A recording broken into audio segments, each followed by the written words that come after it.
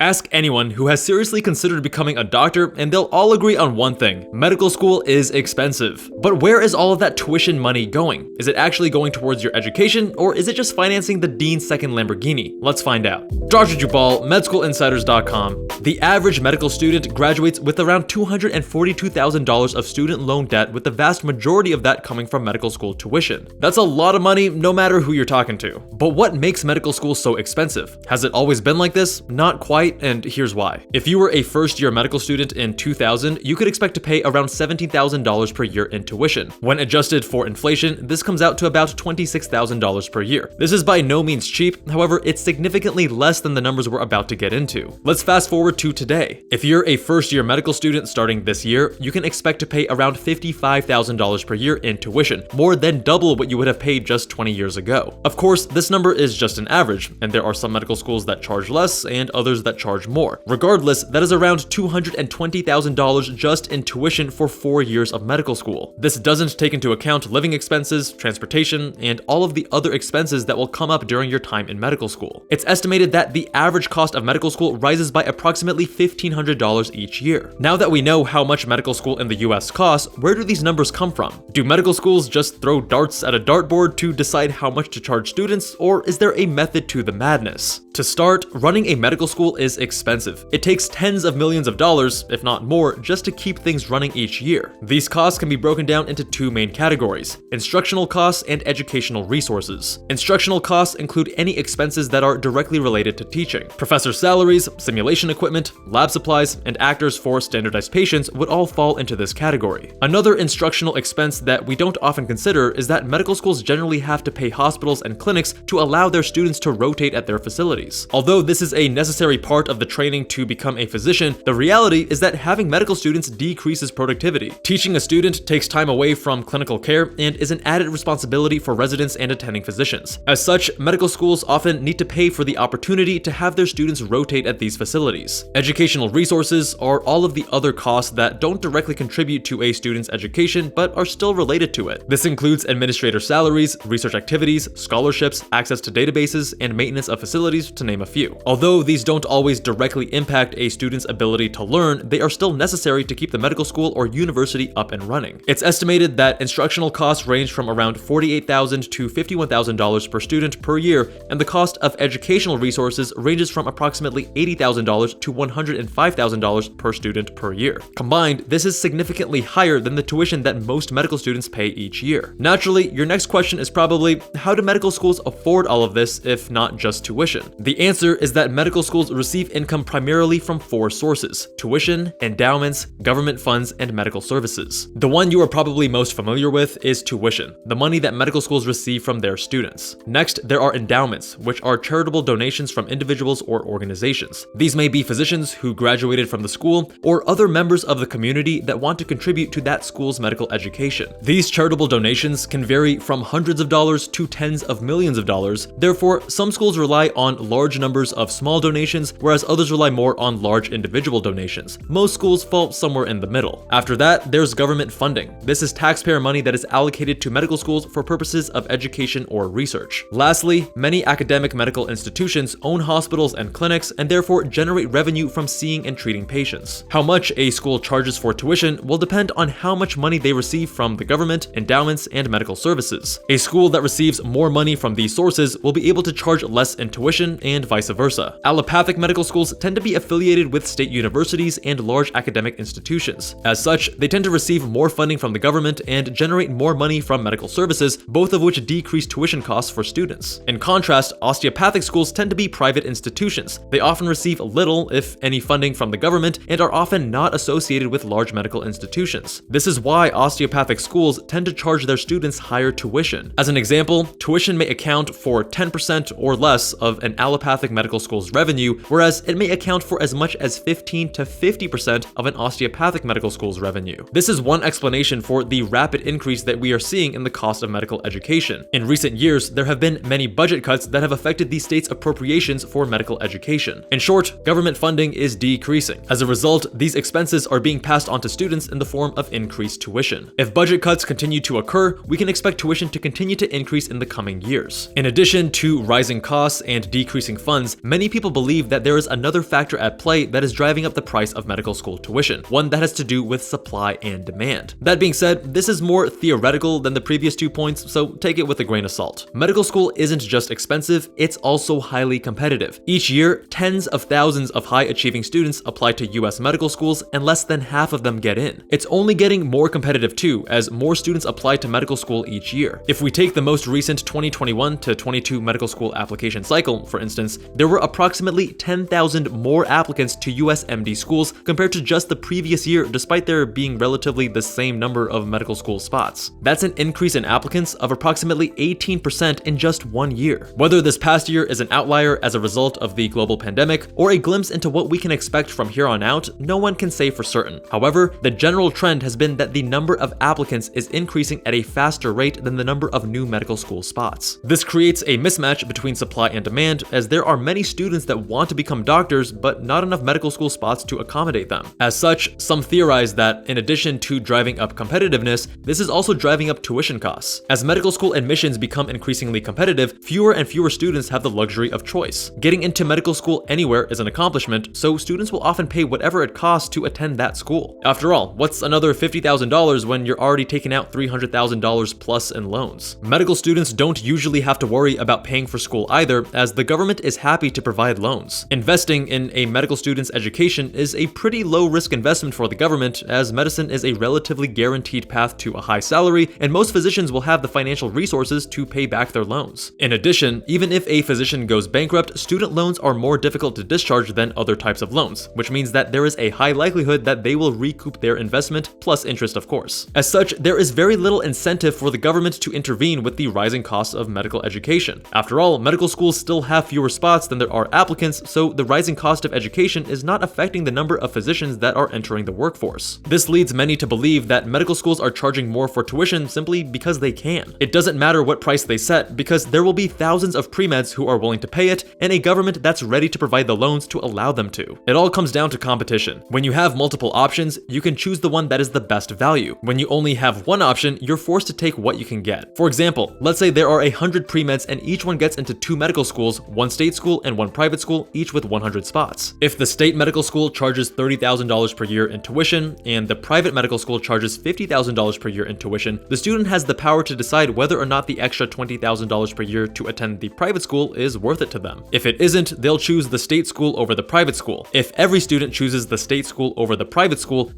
will eventually have to lower its tuition if it wants to compete. Now, let's say there are 300 students. Now there are enough pre-meds for both medical schools to fill all of their seats and then some. In this second scenario, the power of choice is in the medical school's hands, so there's no incentive to decrease costs. There are enough students that can fill their classes completely. In fact, they may even be able to increase costs if the only options are to go to their school or wait another year to apply. This is another hypothesis for how the cost of medical education has been able to increase to the extent that it has. In reality, the rising cost of medical education is the product of multiple factors. As with most things in life, it's not so black and white that we can point to a singular cause. Regardless, the reality is that medical school is expensive, and it's only going to get more expensive in the years to come. Although many of the points we've discussed in this video are beyond your control, that doesn't mean you are doomed to be hundreds of thousands of dollars in debt that you'll never be able to pay back. Instead, you should focus on the things that you can control, like becoming a highly competitive applicant that medical schools are willing to pay to go to their schools. That's right, if you're a highly competitive and sought-after applicant, medical schools will try to win you over to attend their medical school by throwing money your way, which is how I got my entire medical school tuition and most of my living expenses covered. There are multiple other advisors on medschoolinsiders.com that have also earned sizable scholarships or even full rides to medical school and have helped several of our clients earn them too.